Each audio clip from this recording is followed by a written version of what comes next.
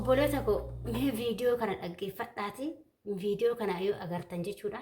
Viidiyoo kana jechuudha isin agarsiise tana walitti deebina jechuudha. Akkanumatti ilaalle jechuudha. Amma viidiyoo amma argaa jirtan kana jechuudha. Waan hedduu nama garramu wayiiti jechuudha. Anna maaliif sagalee irraa hin barreesse kiraa'annoo qaba kiraarii qaba waan ta'eef hin irraa barreesse jechuudha. Viidiyoon kun isin dinqisiifachuu danda'a yookiin immoo maalidha jechuu hin dandeessanii akkuma argaa jirtanii. Obboleettiin keenya kun biyya alaa hojjettee galtee jedhame. Biyya alaa hojjettee galteet makiinaa bitatte. Makiinaa kanas immoo kan ooftu ofumaaf malee ishee yaannoo mati jechuudha. Nama hin oofsisne ofuma isheetiif galtee ittiin hojjechaa jirti jechuudha. Hedduu takkan gammade. Dhugaa goota isheen jechuudha. Baqa shamara jechuun xinkaarii kan qabdu kan baqa agartee tokko birrii qisaasachee dargaggeessatti fixaamti. Isheen galtee ofuma isheetii bitattee ofuma isheetii oofti jechuudha. Baqa dubartii jechuun kan akkanaati dubartii jabduu jechuun jechuudha. Hamilee namaa kenniti kan akkanaatu jechuudha. Maaliif namoonni tokko makiinaa maaliif bittee namoonni jettan jechuu dandeessan jechuudha. Makiinaa immoo namni qabu immoo baay'ee gaariidha. Makiinaan immoo waggaa takka sun gunneyyuu wanta isheen biyya alaatti waggaa meeqa hojjette kana deebisaaf jechuudha. Amma maaliif hin deebisa?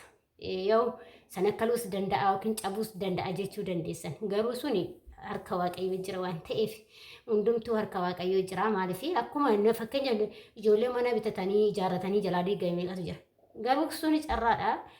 Makiinaanis makiinaa ta'eef yookiin immoo akkuma carraati inni cabees yookiin immoo shanakkalboos danda'a. Garuu hunduma isaayyuu waaqayyoo kana farkaa qabu malee namaa miti jechuudha. Lubbuu namaatu hin baddi gaafa guyyaan geesse jechuudha makiinaa dhiisati.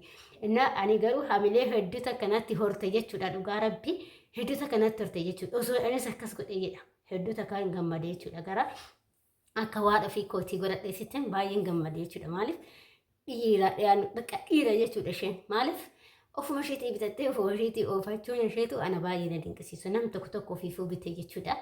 Makiinaan yeroo ammaa immoo akka baajaajii manaamana 600, 500 kuma akkasii miti jechuudha. Duraan akkas ture makiinaan amma immoo baay'ee dabaleera. Makiinaan kun immoo makiinaa guddaa nama fe'usan jechuudha. Hedduu takka nama guddata.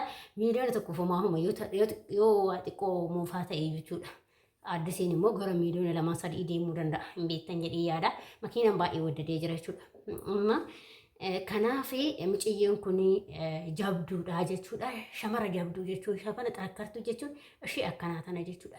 Jabaattee kunoo galtee ammas immoo waan akka kunoo nama qirbis hin jenne makiinaa ishee oofatti jechuudha. Nagaa hojjetatti jechuudha. Jannaadha dhugaa isheen dhiira goota jechuudha. Dhugaa rabbi dubartii akkasiiti jechuudha. Dubartiin shamarri waa godhattu kan akka kanaati jechuudha. Kanaaf isinillee obboloota koo waan godhachuu qabdan tokko xiqqaati waan tokko godhadha. Namni amma yookiin maalin goonaa makiinaan cabdii makiinaan kana taati. Lubbuu namaatu cabdi guyyaan geejjibe lubbuun teenyaa hin baati bara. Wanni bade haa godhu kayyoo dafti kee wanni sun siif hin taane ta'e hin deemaa miti akkuma ijoolleen mana jalaa diigamaa yookiin hin jedhamu miti kanas bakka carraa isaaniiti jechuudha. Wanni hunduu carraadha. Kanaaf lubbuu namaatu hin baati bakka hojjetatte isheen jechuudha. Dhugaa rabbii hedduu akkanatti tole dasna jedhe jechuudha. Amma kanaaf isinillee obboloota koo akka mucayyoo kanaatti xanakkaraati hojjedhaati makiinallee bitadha jechuudha. Osoo natti tole ani dhugaa dubbachuudhaa fi kuni hawwii kootiin ilmi namaa hawwii hin qaba. Hawwiin koo makiinaa manaa bitachuu barbaada. Garuu bakka hinjiraa bira dhugaa rabbii hawwii kooti kun garuu jechuun ilmi namaa qabaan keessa hawwaa maaliif yoo jette ani makiinaa oofee yookiin ittiin nagadee ittiin akkas gochuu osoo hin taane bakka makiinuma manaa agartanii makiinaa manaa hin beektanii miti. Garuu gatiin ishee baay'ee guddiidha. Makiinaa manaa baay'ee guddiidha. Bakka makiinaa manaa sanan hawwa jechuudha. Maaliif akka araboota kun makiinaa xiqqaa manaa jechuudha. Amma makiinatti hin daldalan osoo hin taane makiinaa manaa jechuudha. Kanaaf baay'een hawwa jechuudha. Beetti isin haa ga'u naan jedha hawwii keessaan kan namni gaafa jechuun waan tokko gaafa ati abdii kutuu baattee hin godhatta. Hin goota waan ati karoorsite san yoo abdii kutuu baattee nan godha. Namni bitadha bakka wanni san hawwii yoo jette yoo xanakkartee yoo jette hinuma goota jechuudha. Kanaaf rabbitti isin haa ga'u naan jedha. Waaqayyotti isin haa ga'u si haa milkeessu naan jedha. Waan ati yaadda si haa guutu naan jedha. Amee komeetti irratti dhugaa rabbii namni viidiyoo kana daawwatte akkas naan jedha. Hawwiin tiyya bakka shuma bakka jechuudha. Dhugaa rabbii hawwiin tiyya akkas jechuudha. Ani makiinaatti hojjetan kana osoo hin taane yookiin itti bakka makiinaa mana fataa jechuun barbaada. jechuun kan jiraamere bakka duniyaan tunis gantuudha gajirtuutti osoo akka warra biyyoota gurguddatanii kanatti bashannantee jiraattee dasseera jechuudha. Amma kun hawwii kooti ishee anaa isinillee mee warri akka koo hawwitan jirtu komentartis barreessaa isin jechuu jaladha. Kanaaf abdiin kutinaa waan hojjettan tokkotti waan karoorfatan tokkotti immoo abdii hin kutinaa abadan. Maaliif isin jedhe beektanii? Gaafa ati biyyaa baatu gaafa biyyaa baanu jechuudha mana hin ijaarrannaa jennee biyyaa baane miti kalaas ijaarran lafa tadhiiban ijaarradha jennee biyyaa baana kaayyoo itti biyyaa baana malee akkanuma zalaaquma deemnu akkuma jilmaa jechuudha zalaaqii deemnu waa godhannaa of jijjiirraa maatii keenya jijjiirra jennee biyyaa baana gaafa san yoo ati nama kutattuu taatee nama kaayyoo qabu taate lafa san hin bitattaa mana sanis ijaarratte jechuudha. Maaliif kuni karoora keetii waan ta'eef goote jechuudha. Yoo karoora kee ta'uu baatte immoo godhuu hin dandeessu. Akkuma barbaadde kun ijoolleen tokko hin beekne agarra homaa kan hin qabne jira.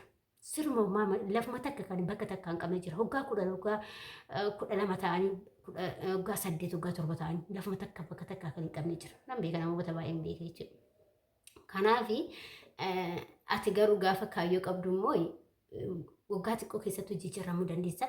Akkasuma waan yaaddisan immoo gahuu dandeessa jechuudha. Kanaaf wanta yaaddan tokko immoo hin geessa waan ta'eef abdiin kutinaa ani akkasin ta'uu ani makiinaa bitadhu ani mana ijaarradhu ani akkasin jedhina. Maaliif hamilee si cabsaa deema gaafa akkas jettu hamileen kee cabaa deema dadhabaa deemtaatillee garuu nan godhadha waasa yoo jette godhatta jechuudha. Waasa nan godha jettee karooratti qabaate taanaan hin godhattaa badan jechuudha. Dhugaa rabbiin amanaa hin godhattaa waasanii jechuudha. Kanaaf obboloota kooyi waaqayyo waa yaada hundumaa isiniif haa guutu kan mana ijaarrachuu barbaadanis mana keessanii lafa bitachuu barbaadanis kan akkasuma makiinaa bitachuu barbaadan baajeejii bitachuu barbaadan waan isin yaaddan hunda keessanii waaqayyo isinii haa guutu. Rabbi isinii haa guutu. Kanaaf hundumti keessa waa yaadda isinii haa guutu isinii jedhaan eebba kooti. Kanaaf abdiin kutinaa walumaa galatti waan hojjechuu barbaade tokko irratti abdiin kutin. Fakkeenyaaf maatii maatiin kiyya birrii na jalaa balleessee jettee kan abdii kutanii jiran meeqatu jira. Cammaachan lafa bitadhaa maachan maalii godhaa hin jedhin hin goota. Rabbi yoo fayyaa sii kenne erga fayyaa guutuu qabaatte ati yaannoo qabaatte kaayyoo qabaatte taanaan waaqayyo fayyaa sii kenne taanaan hin goota wanti hin goone hin jiru.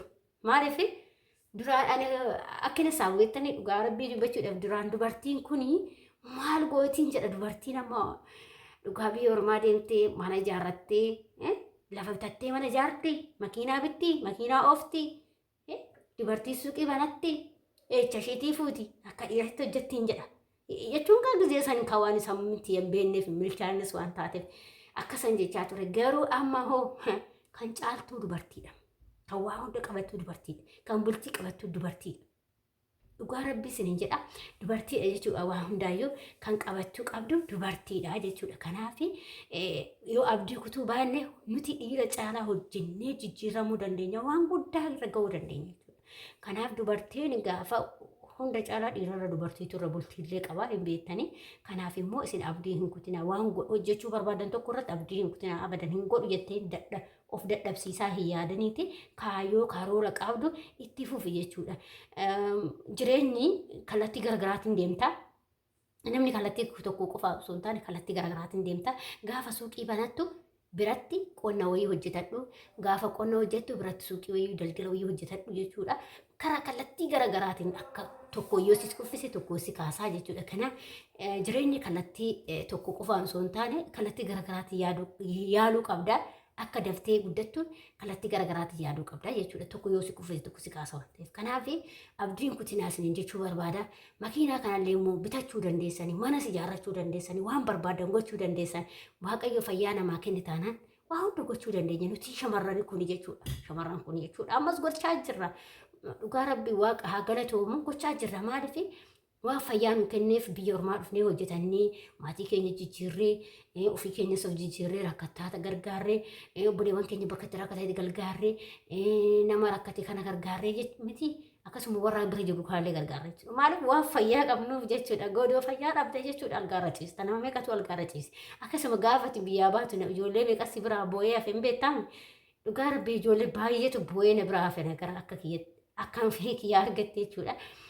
Gaafa ijoolleen kalee irratti waa bahee dugda irratti waa bahee garaadhaa qabdii maalidha waan akkasii gaafa jedhani ijoolleen biraa bu'an marmaraa irratti jechuudha hedduudha jechuudha hedduu takka kan garaa nyaatan jiru isaan carraan isaanii eessa jira nuti immoo eessa jirra kan carraa biyya alaa kan argateen baanii meeqatu jira jechuudha kanaaf kan dhukkubaan waan garaagaraatiin biyyatti hafee jiru meeqatu jira jechuudha kanaaf immoo ati waan fayyaa qabduuf immoo waan itti gammaduu qabda akkanan ta'ee ani biyya ormaatti gubadhee ani biyya ormaatti akkas amchirinuu darba kaa guyyaa tokko jireenya waan ta'eef jireenyi bu'aa bayii hedduu qabdi obsuu qabna cimsinee keessa darbuu qabna kanaaf cimaa darbaa isiniin jechuu barbaada obboloota kooyi kanuma dhaamsi kiyyaa akka micayyoo kanaatti akka jabaattanii isinillee waan godhattan isiniin jedha isiniin jaalladha isiniin kabajaa warroon immoo chaanaala kiyya faaraa taatan sabskiraaybii gochuudhaan maamila keenya ta'a warra ta'aa jirtan immoo hedduu galatoomaa ulfaadhaa isiniin jechuu jaalladha inni biraa immoo maal akka ta'e beeku viidiyoo naalaalaan jirtanii viidiyoo ijoolleen duraallee naalaalaan jirtanii viidiyoo kiyya naalaalaa isiniin jedha akkasuma yaada fi qeeqoo qabaattan immoo komentatti barreessaa rakkoo takka hin qabu waan hin sirroomne jettan sirreessaa sirraa'uu dandeenya waan akkanaa irratti waa hojjettanis immoo na gaafachuu dandeessan isiniin jaalladha isiniin kabaja. Ciao.